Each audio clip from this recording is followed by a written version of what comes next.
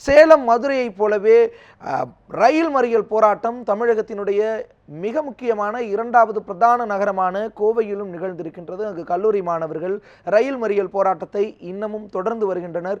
அவர்களிடத்திலிருந்து நம்முடைய செய்தியாளர் ஷெர்லி அளித்த கள தகவல்களை தற்போது காண்போம். கோவையில் இருக்கக்கூடிய இளைஞரின் கருத்துக்களை முன்வைப்பதற்காக நம்மிடையே ஹிப்ஹாப் தமிழாச்சது ஆதி அவர்கள் நம்மிடையே இருக்கிறார். அவரிடம் கேட்கலாம்.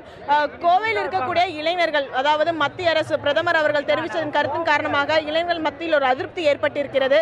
இதனை அடுத்து கோவையில் இருக்கக்கூடிய இளைஞர்களின் அடுத்த கட்ட போராட்டங்கள் என்னவா இருக்கும்? எதை முன்னெடுத்து செல்ல போறீங்க? அதாவதுங்க, இப்போ மத்தியானமாக இங்கே நான் காலையிலேருந்து இங்கே தான் இருக்கோம். ஒரு 8-9 மணி நேரமாக இருக்கேன். எல்லாரும் சொல்கிறது என்ன அப்படின்னா இதுக்கு ஒரு நிரந்தர தீர்வு வேணும் அப்படிங்கிறத அவங்க முன்னெடுத்து வைக்கிறாங்க. பட் இங்கே எங்களுக்கு என்ன ஒரு விஷயம்னா, இதுக்கு நிரந்தர தீர்வுனா ஒன்றா அவசர சட்டம், இல்லை அந்த பர்ஃபார்மிங் அனிமல்ஸ் லிஸ்ட்லேருந்து புல்லை ரிமூவ் பண்ணணும். அந்த மாதிரி 2 தரப்பான கோரிக்கைகள் இங்கே இருந்துட்டு வருது. இங்கே இருக்கவங்க மெயினாக எதை நோக்குறாங்கன்னா, சென்னையில் நடக்கிற விஷயத்தை பார்த்துட்டு இருக்காங்க, மதுரையில் மற்ற ஊர்களில் நடந்துட்டு இருக்கிற விஷயத்தை எதிர்பார்க்குறாங்க. அதனால் நாங்கள் என்ன பண்ணோன்னா, இப்போ சேனாதிபதி சென்னையில் இருக்கார், அங்கே என்ன நடந்துட்டு இருக்கு, திரு வீர விளையாட்டு மீட்பு கழகம் ராஜேஷ் திருச்சியில் இருக்கார், இவங்களெல்லாம் தொடர்பு கொண்டு அங்கே என்ன நடந்துட்டு இருக்குன்னு கேட்டு இதுக்கு ஒரு நிரந்தர தீர்வு எப்படி கொண்டு வரலாம் அப்படிங்கிறது. ஏன்னா இங்கே இந்த விஷயத்தில் எல்லாருக்குமே என்ன ஆசைன்னா, இது ஒரு நல்ல முடிவு கிடைச்சி எல்லாரும் நிம்மதியாக வீட்டுக்கு போகணுன்னு தான் அவங்களும் ஆசைப்படுறாங்க. ஆனால் முடிவு கிடைக்காம போக மாட்டோன்னு வேற சொல்கிறாங்க. இன்னொரு பிரச்சனை இங்கே என்னென்னா, இந்த ஜல்லிக்கட்டு சம்மந்தம் இல்லாமல் யார் வந்தாலும் பேச விட மாட்டேன்றாங்க. இந்த க்ரௌடோட சென்டிமெண்ட் எப்படி இருக்குன்னா, நீங்கள் யார் பேசுறதுக்கு, அந்த மாதிரி ஒரு ஃபீல்டில் போகிறாங்க. அதனால தான் காலையிலேருந்து உட்காந்து நானும் முடிஞ்ச அளவுக்கு கோஆர்டினேட் பண்ணி இதுக்கு ஒரு தெளிவான தீர்வு கொண்டு போகணுங்கிற வகையில் போனோம். இப்போ நீங்கள் சொல்கிறது உண்மை தான், ஒரு அதிருப்தி இருந்துகிட்டு இருக்குது சாயங்காலத்திலேருந்து. இதுக்கு அடுத்த கட்ட நடவடிக்கை என்னங்கிறத கலந்து ஆலோசிச்சுட்டே இருக்கோம். இப்போ நீங்கள் பார்த்துருந்தீங்கன்னா தெரிஞ்சிருக்கும், எல்லாருக்கிட்டையும் கோரிக்கையை வாங்கி மத்தியானம் உட்காந்து எல்லா கோரிக்கையும் படித்து எந்த கோரிக்கை மெஜாரிட்டியாக வருதோ அதை வச்சு அந்த கோரிக்கையை கோவையின் கோரிக்கைன்னு சொல்லி என்ன சொன்னோன்னா, இது மாதிரி எங்களுக்கு அவசர சட்டம் வேணும் அப்படிங்கிற மாதிரி ஒரு கோரிக்கையும், ரெண்டாவதாக மெஜாரிட்டி வந்த கோரிக்கை என்னென்னா, புல்ல பர்ஃபார்மிங் அனிமல்ஸ் லிஸ்ட்லேருந்து ரிமூவ் பண்ணி அமெண்ட் பிசிஏங்கிற கோரிக்கையும் எடுத்து வச்சோம்.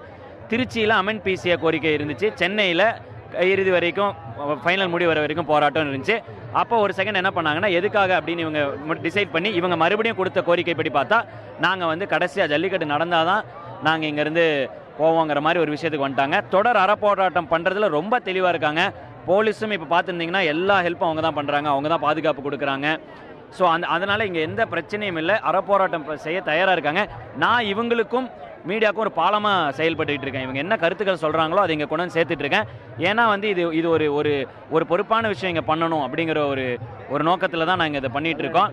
ஒரு நல்ல எண்ணத்தில் தான் பண்ணிகிட்டு இருக்கோம். ஏன்னா இதனால் ஏதோ ஒரு தீர்வு கிடைக்கணும் அப்படிங்கிறது தான் எங்கள் ஆசையும். நிச்சயமா பார்த்தோம்னா, கடந்த 3 நாட்களாக இங்க இளைஞர்கள் அனைவரும் ஒன்று திரண்ட போராடிட்டு வந்துட்டு இருக்காங்க.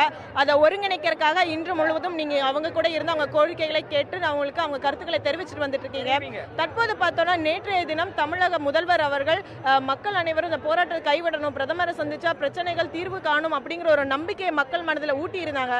ஆனா இன்னைக்கு அந்த நம்பிக்கை எந்த அளவு அதை பாதிக்கப்பட்டிருக்கு, அதை குறித்து நீங்க சொல்லுங்க. இல்லைங்க, அதுதான் கொஞ்சம் அதிருப்தி ஆயிடுச்சு. அவங்க நேற்று ரொம்ப அந்த நம்பிக்கையில் ஆக்சுவலாக அந்த நிரந்தர தீர்வு கிடைச்சிரும், நாளைக்கு நம்ம கிளம்பிடுவோங்கிற ஃபீல்டில் இன்றைக்கி ரொம்ப ஹாப்பியாக இருந்தாங்க காலையில் நான் இங்கே வரப்போ. பட் அந்த விஷயம் வந்தக்கப்புறம் கொஞ்சம் பெரிய அதிருப்தியை பார்க்குறோம்.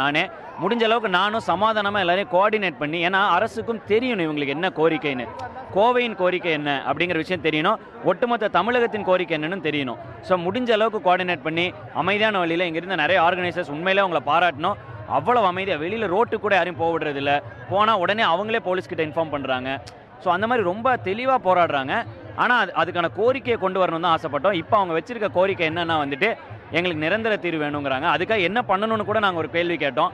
அதுக்கு அவங்க என்ன சொல்லியிருக்காங்கன்னா, புல்ல பர்ஃபார்மிங் அனிமல் லிஸ்ட்லேருந்து ரிமூவ் பண்ணிவிட்டு உடனடியாக இந்த அவசர வழக்காக இதை எடுத்து உடனடியாக ஒரு தீர்ப்பு வேணும் அப்படிங்கிற மாதிரியும் கேட்குறாங்க.